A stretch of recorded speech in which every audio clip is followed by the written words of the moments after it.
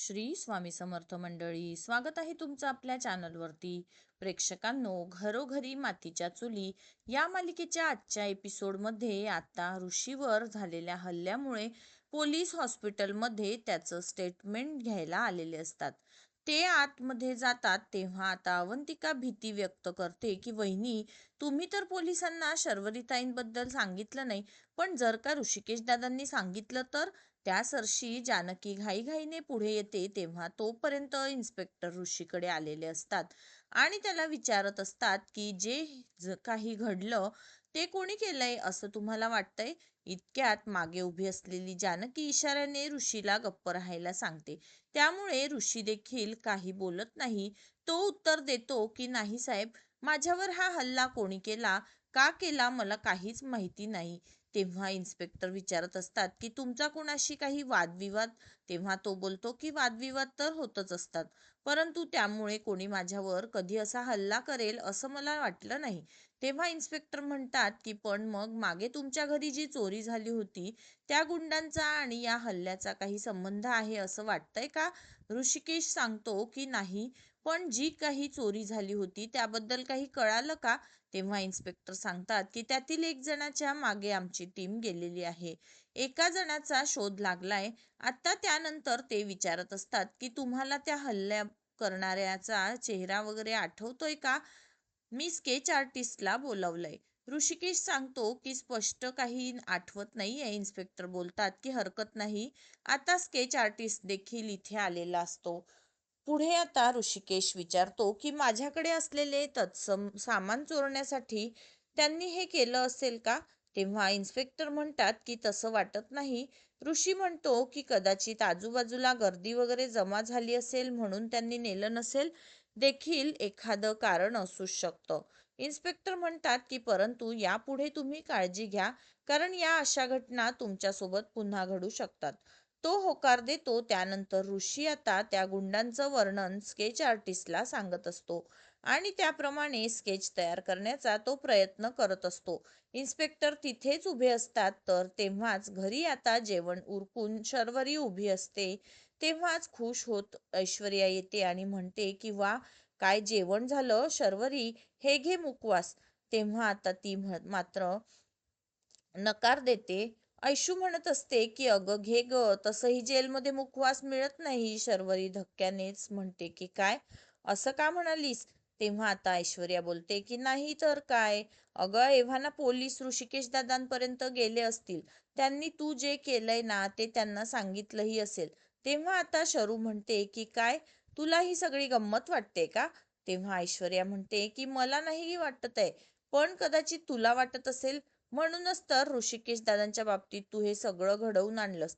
अगं हे सगळं करत असताना हे प्रकरण तुझ्या अंगाशी येईल, याची चौकशी होऊ शकते, याची जराही भीती वाटली नाही का ग तुला? अगं मला गंमत नाही वाटत, तर मला टेन्शन आलंय शर्वरी. तेव्हा ही शर्वरी मात्र तोंड वर करून सांगत असते की पण मला नाही आलंय टेन्शन. अगं ते तेव्हाच ऍक्शन घेतील ना जेव्हा त्यांच्याकडे काही पुरावा असेल. खून करून बेमालूमपणे लपवणारी मुलगी आहे मी त्यामुळे ही गोष्ट माझ्यासाठी नथिंग आहे, नथिंग. तेव्हा ऐश्वर्या म्हणते की ठीक आहे, परंतु जरा सावध राहा. आणि हो, तू जे पैसे चोरले ते कुठे ठेवले ते मला नको सांगू, परंतु जे जरा सेफ ठिकाणी ठेव. कारण जर का पोलिसांनी त्या दोन गोष्टींचा संबंध लावला तर मग हे प्रकरण आपल्या अंगाशी येऊ शकतं. ही शर्वरी तर म्हणत असते की नाही, असं काही होणार नाही. अगं जेव्हा अशी शक्यता होती की कोर्ट गळ्याला फास लावते की काय, तेव्हा ही शक्यता देखील या शर्वरीने परतवून लावली आहे. त्यामुळे तू नको टेन्शन घेऊस. ऐश्वर्या बऱ्यापैकी बोलते, तू एवढा ओव्हर कॉन्फिडन्स बरा नव्हे शर्वरी. ठीक आहे तुझी मर्जी, पण मला सांग, जेव्हा नाना गेले तेव्हा तू हॉस्पिटलमध्ये का गेली होतीस आणि नंतर अचानक गायब कशी झालीस? आता शरू तर आश्चर्याने ऐकते आणि बोलते की एक मिनिट, हे सगळं तुला कोणी सांगितलं? कारण यातलं तर मी तुला काहीच सांगितलं नव्हतं. ऐश्वर्याला क्षणभर भीतीच वाटते की तिची चोरी पकडली जाते की काय. तर शरू तेव्हाच विचारत असते की बोल काय म्हणते. आता ऐश्वर्या स्मार्टली उत्तर देते. ती म्हणते की ओ कम ऑन शर्वरी, अगं ज्या अर्थी त्यांना माहिती होतं तू हॉस्पिटलमध्ये गेली, परंतु त्या लोकांनी काय ॲक्शन घेतली नाही. त्याचाच अर्थ त्यांच्याकडे तुझ्या विरोधात काही ठोस पुरावाच नसेल. बघ, त्यांना हे माहिती होतं तू हॉस्पिटलमध्ये गेली, पण पुढे काय झालं हे माहिती नसणार, असा माझा अंदाज आहे. तेव्हा शर्वरीला तिचं म्हणणं पटतं आणि बोलते की मध्येच तुझं हे क्रिमिनल माइंड चांगलंच वर येतं. आता हसूनच म्हणते ऐश्वर्या की हो आहे, आता त्याला काय करणार ना. म्हणूनच तर इतके वर्ष मी जानकीला वेठीस धरलं होतं. तर सांग तू, किती दिवस लपाछपीचा खेळ खेळत बसणार आहेस? सरळ आपला एक घाव दोन तुकडे करून टाक ना. तेव्हा शर्वरी ही म्हणते की हो, ते तर करायचंच आहे, पण एवढी घाई बरी नाही ना. तेव्हा आता आयशू बोलते की हो, घाई तर बरी नाहीये, पण आता पुढे काय करायचं ठरवलंय तू? आता ही शर्वरी हसूनच म्हणते की अगं ठरवीनच मी, वेळ आल्यावर कळेल तुला हा. आणि ती तिथून निघून जाते. ऐश्वर्याचा तर संताप होत असतो. ती मनाशीच म्हणते की हिला कितीही खोदून किंवा स्पष्टपणे विचारा, ही तिच्या मनात काय चाललंय मला काहीच कळू देतच नाहीये. क्षणभर तिला भीती वाटते की शर्वरीला संशय तर येत नसेल ना माझ्यावर. नाही नाही, मला आणखी सावध राहायला हवं.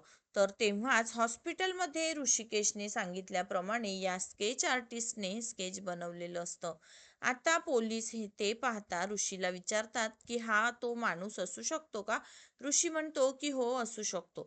तेव्हा इन्स्पेक्टर बोलतात की ठीक आहे, पण तुम्ही सावध राहा, आम्ही आमचा तपास करतोय. तिथून निघून जातात. त्यानंतर अवंतिका ऋषीला विचारत असते की दादा, तुम्हाला बरं वाटतंय ना?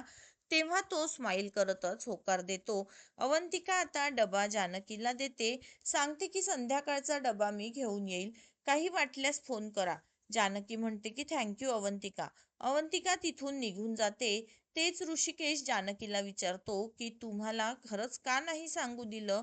तेव्हा ती म्हणते की कारण मला शर्वरी वंशंना यात अडकवायचं नव्हतं, त्यांच्याकडून खरं काय आहे ते जाणून घ्यायचंय मला. नंतर जानकी म्हणते की मगाशी सांगायचं होतं, पण नर्स आली, बोलता बोलता राहिलं, बोलता आलं नाही. अहो, मला एका अननोन नंबरवरून फोन आला होता. त्या माणसाचं म्हणणं आहे की नानांचा फोन त्याच्याकडे आहे आणि तो हवा असेल तर त्याला 1 कोटी रुपये हवे आहेत. तो फोन मिळणं माझ्यासाठी खूप महत्वाचं आहे. शर्वरी वन्सननी विक्रांत भाऊजींच्या मोबाईलमधून मेसेज डिलीट केले. ते मेसेज नानांच्या फोनमध्ये असतील, त्यामुळे फोन मिळणं माझ्यासाठी खूप गरजेचं आहे.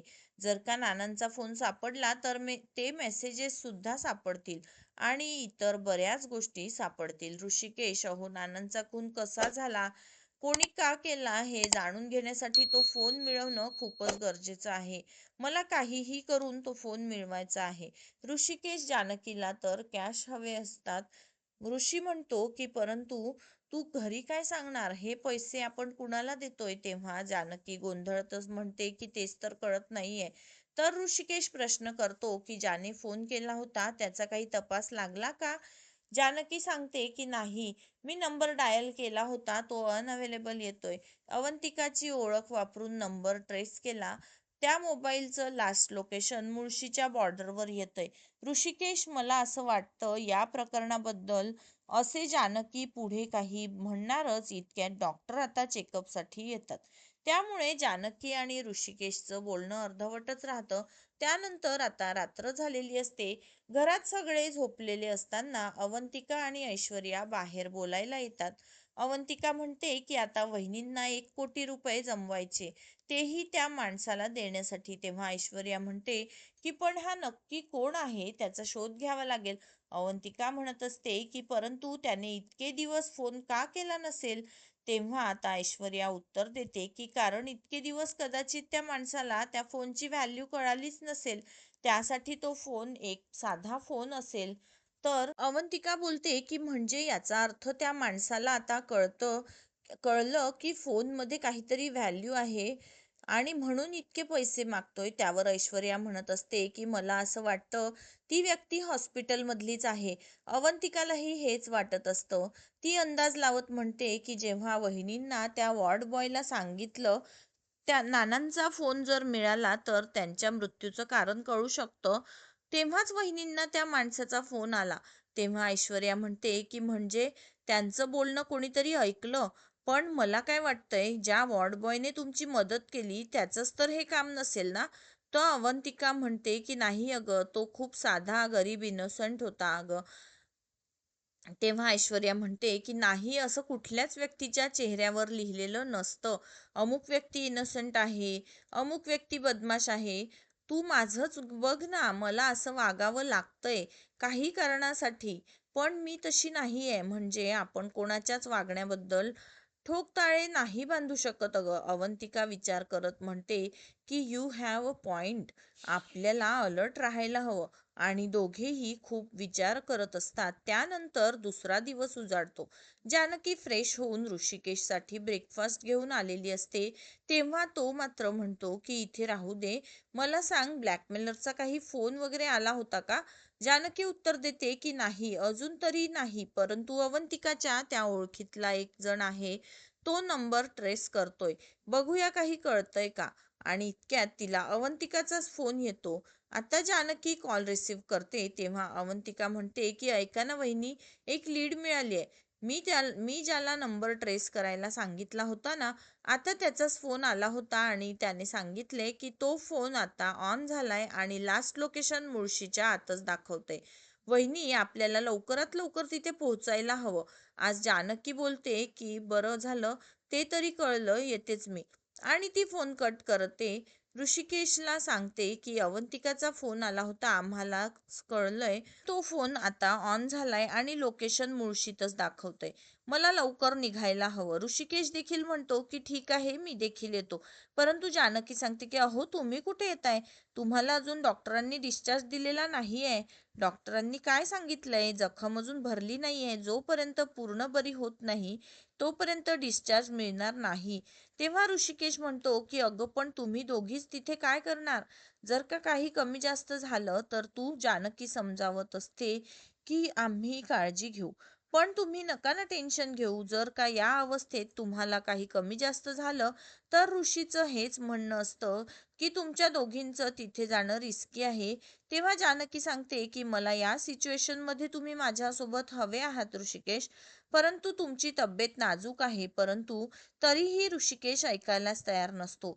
मी येतोय असं तो म्हणतो. तेव्हा जानकी म्हणते की हे बघा, प्लीज हट्टीपणा करू नका, माझी शपथ आहे तुम्हाला. आणि त्या माणसाला आता शोधणं खूप गरजेचं आहे. मला जाऊ द्या, संधी आहे, मला ही संधी नाही घालवायची आहे. तो माणूस जर का मुळशीतच आहे, मला तिथे जायला हवं. आणि तसंच काही वाटलं तर मी तुम्हाला फोन करेल ना. तेव्हा तो म्हणतो की नक्की ना. हे बघ, तुम्ही दोघीही अलर्ट राहा, सावध राहा, की काळजी घ्या, हा नाश्ता खाऊन घ्या. असं बोलून ती तिथून निघून जाते. तेव्हाच घरी असलेली ऐश्वर्या विचारत करत असते की काही झालं तरी या शर्वरीला पुढच्या पुराव्याबद्दल कळता कामा नये, नाहीतर ती तो नष्ट करेल.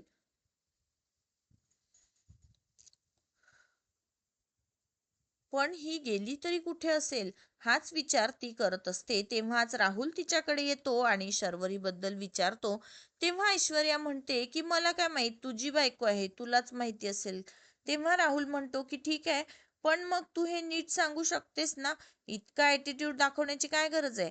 तेव्हा ऐश्वर्या म्हणते की हे बघ, मी तुझ्याशी कसं वागायचं, किती ॲटिट्यूड दाखवायचा, हे तू नको सांगू हं मला. मी तुझ्याशी नीटच बोलली, कळलं का? तेव्हा राहुल वैतागत म्हणतो की मला ना तुझ्याशी वादच घालायचा नाहीये. या शर्वरीचं वागणं देखील मला काही कळत नाहीये. मला म्हणाली की गरज आहे आणि तीच इथे नाहीये.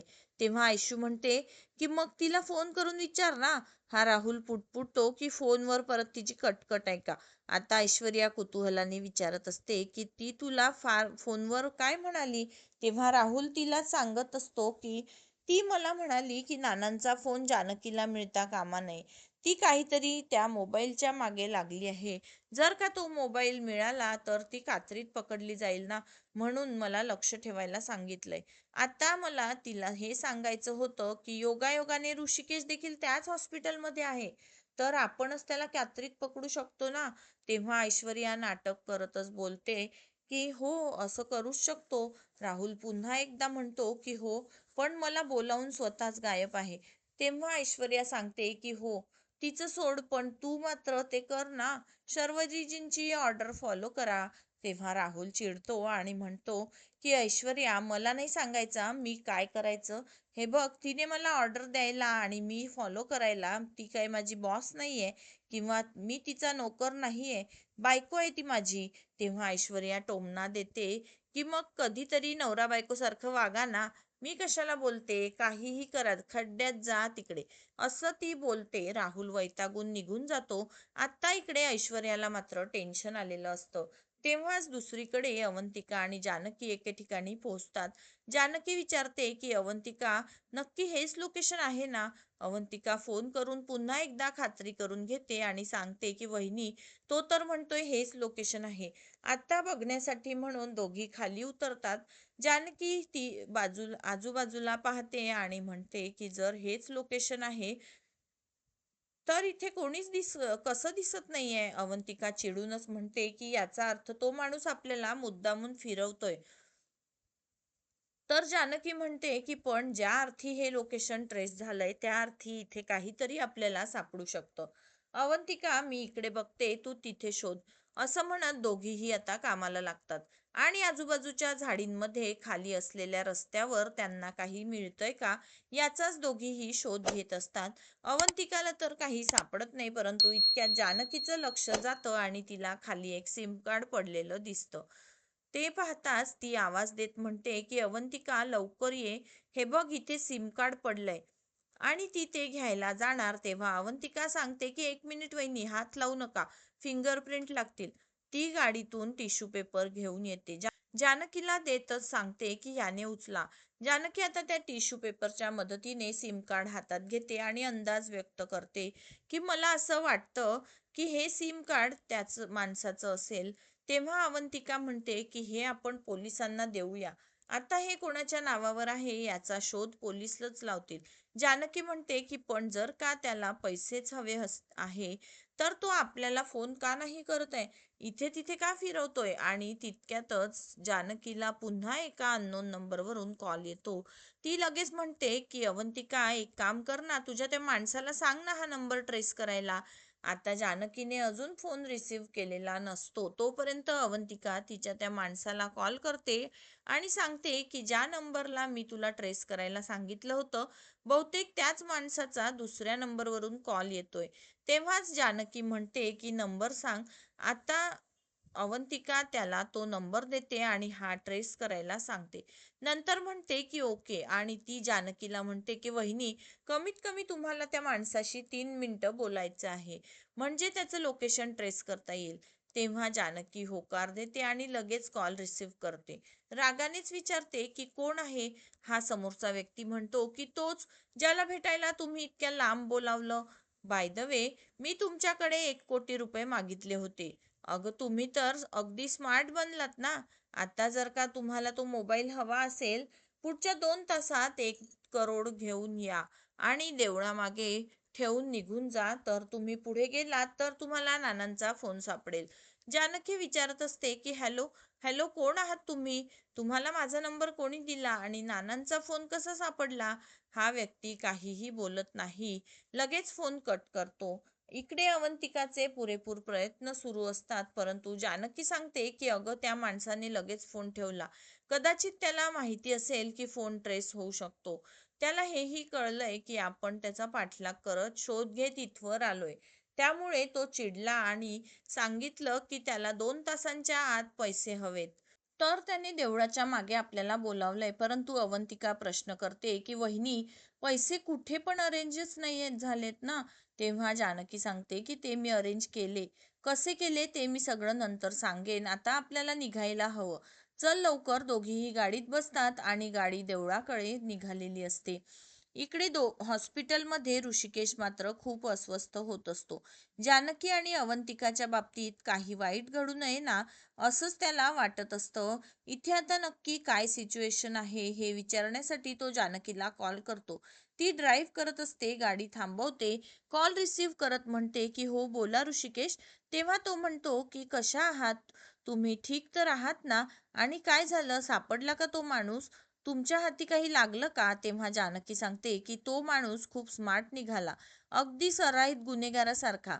त्याला माहिती होतं आम्ही त्याचं लोकेशन ट्रेस करतोय, त्यामुळे त्याने आम्हाला फक्त फिरवलं. लोकेशनवर आम्ही गेलो ना, तिथे तो माणूस नव्हताच, फक्त एक सिम कार्ड मिळालं. ऋषिकेश म्हणजे असं विचारतो, तेव्हा ती सांगते की मला असं वाटतं की मुद्दाम त्याने ते सिम कार्ड तिकडे ठेवलं असेल. ऋषिकेश म्हणतो की याचाच अर्थ त्याला आपली चाल कळाली असेल. तर जानकी आता कशा प्रकारे या माणसाने 2 तासाच्या आत देवळामागे 1 कोटी रुपये ठेवण्याची मागणी वगैरे केली आहे, हे सर्व काही ऋषिकेशला सांगते. तेव्हा तो मात्र घाबरतच म्हणतो की बापरे, मग आता काय करायचं ठरवलंय? ती म्हणते की तेच तर कळत नाहीये. पैसे तर अरेंज केलेत, पण बघूया. मी ते पैसे ठेवते, नंतरच कळेल आपल्याला तो गुन्हेगार कोण आहे ते. ऋषिकेश म्हणतो की ठीक आहे, जे काही करायचे ते सावधगिरीने कर. आता जानकी होकार देऊन फोन कट करते. इकडे ऋषिकेशला मात्र खूप टेन्शन आलेलं असतं. आणि मंडळी, आजचा एपिसोड इथेच संपतो. पुढील भागात ऐश्वर्या खूप बेचैन असते. ती म्हणत असते की आता मी जानकीला कसं सांगू की या शर्वरीने राहुलला तिच्या मागावर पाठवलंय आणि तिथे हॉस्पिटलमध्ये ऋषिकेश दादांना देखील धोका असू शकतो. तेव्हाच इकडे हॉस्पिटलमध्ये पोचतो हा राहुल. आता तिथे जानकी नसल्याचं तो पाहतो आणि म्हणतो की नक्कीच ती तर त्या फोनचा पुरावा शोधायला गेली असेल, परंतु काही झालं तरी तो फोन मी तिच्या हाती लागू देणार नाहीये. आता काही झालं तरी या राहुलची कमाल तू बघत राहा जानकी. त्यानंतर रात्री हा राहुल मास्क लावून ऋषिकेशच्या वॉर्डमध्ये येतो आणि त्याचा गळा दाबण्याचा प्रयत्न करत असतो. थोड्याच वेळात जानकीला सिस्टरचा कॉल येतो. ती सांगत असते की हॅलो मॅडम, कुठे आहात तुम्ही? लवकर हॉस्पिटलमध्ये या, कोणीतरी ऋषिकेश दादांना मारण्याचा असं म्हणत ती फोन कट करते. जानकी खूप घाबरते, रडतच आरडाओरडा करून म्हणत असते की हॅलो ऋषिकेश, तुम्ही ठीक तर आहात ना? आता जानकीला अशी भीती असते की नानांच्या बाबतीत ते जे झालं ते ऋषिकेशच्या बाबतीत तर होणार नाही ना. मंडळी, अखेर हा सगळा गुंता काय असेल? या राहुलला मोबाईल बद्दल कळालं तरी कसं? तो आता हा मोबाईल कसा घेईल? इकडे ऋषिकेशच्या जीवाला खरंच धोका असेल का? जानकी मूर्खासारखे 1 कोटी रुपये या अनोळखी व्यक्तीला नेऊन देईल का? पुढे नक्की काय घडेल, सगळंच काही पाहणे अतिशय उत्सुकतेचे असेल. अशाच नवनवीन भागांच्या डेली अपडेटसाठी आपल्या मराठी सिरियल घर या यूट्यूब चॅनलला लाईक, शेअर आणि सबस्क्राईब करायला विसरू नका. भेटूया लवकरच पुढील व्हिडिओमध्ये. तोपर्यंत सगळ्यांनी काळजी घ्या. सगळ्यांना श्री स्वामी समर्थ.